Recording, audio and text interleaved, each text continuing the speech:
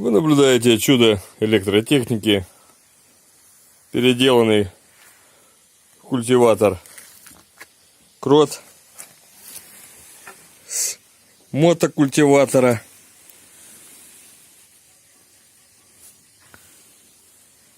на электрокультиватор.